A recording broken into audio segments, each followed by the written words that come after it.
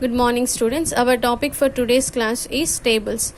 So the definition of a table is a non-linear data structure that organizes the given data into rows and columns. So in a table data structure, the data is in the form of rows and columns. It can be used to store and display data in structured format. So it is used to store and display the data in structured format. So this is the diagrammatical representation of the table data structure.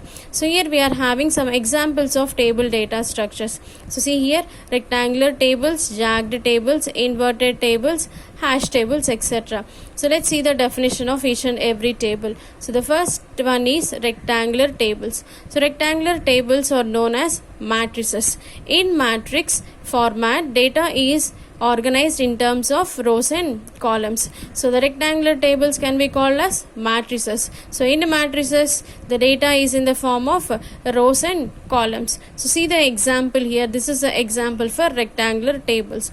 And the next one is jagged tables. So jagged tables are special kind of sparse matrices such as triangular matrices, band matrices, etc.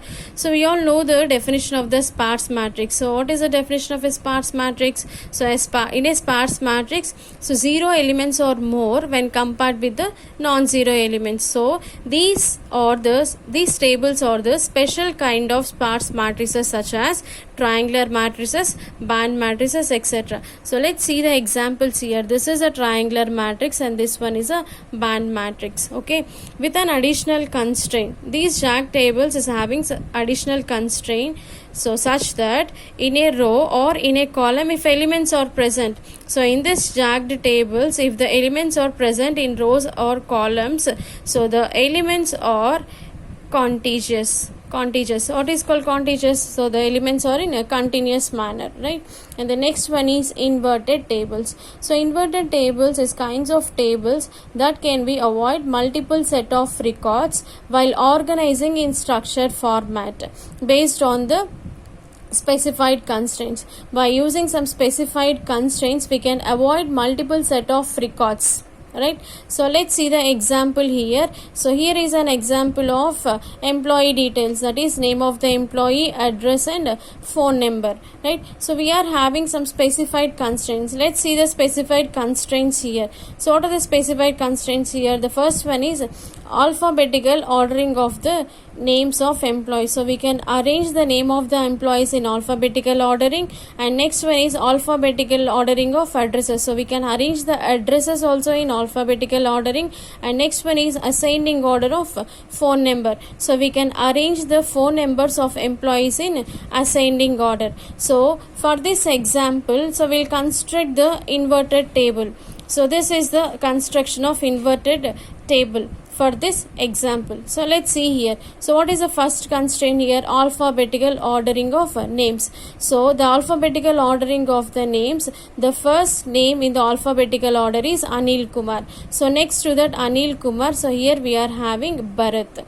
And next to that Bharat, so we are having the Mahesh Kumar.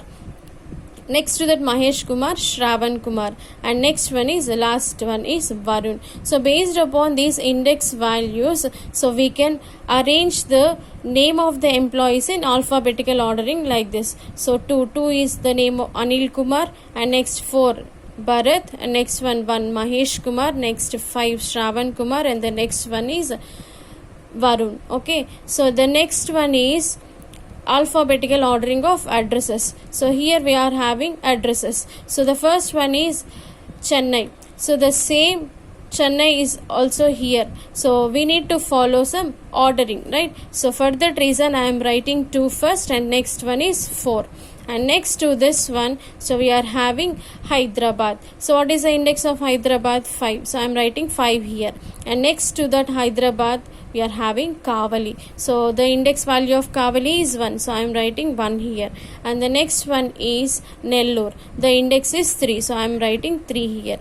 And the next constraint is alphabetical ordering of phone number. So if we observe these phone numbers, the first three digits are common for each and every employee phone number, right? So after that we need to follow ascending order, right? So after that one, in the ascending order we are having 4 here. Okay, so for these three numbers 2, 5, 7, 4 is common. So again we need to follow ascending order for the next digit. So 2, 5, 7, 4, 2, 9. The index is 4. So I am writing index here 4. And the next one is, next to that one is 2, 5, 7, 4, 5, 9. So I am writing 2 here. The index value of that phone number is 2. And next to that one is 2, 5, 7, 4, 8, 3. So I am writing 3 here. Index value 3 here.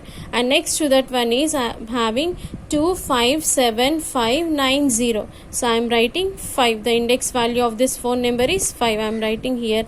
And the next one is 2, 5, 7, 6, 9, 6. So I am writing 1 here.